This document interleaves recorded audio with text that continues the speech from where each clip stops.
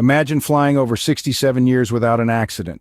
That's the record Ethiopian Airlines held until the unfortunate incident of 2019, a testament to their dedication to safety and excellence.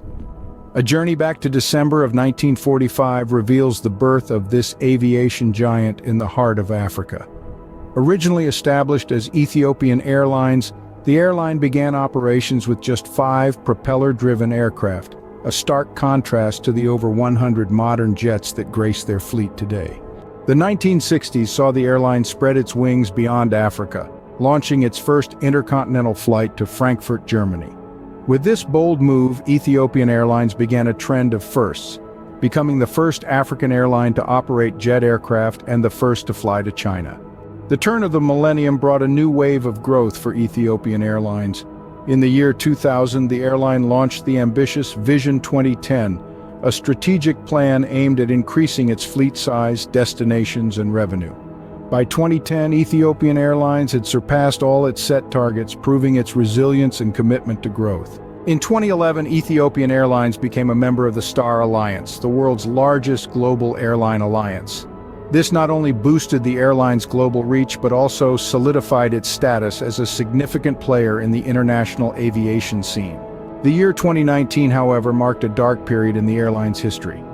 The crash of Flight 302, a tragic incident that claimed the lives of all on board, ended the airline's enviable safety record. Despite this setback, Ethiopian Airlines has continued to soar, committed to learning from the tragedy and improving safety standards. Fast forward to the present day, Ethiopian Airlines stands as Africa's largest airline in terms of passengers carried, destinations served, and revenue.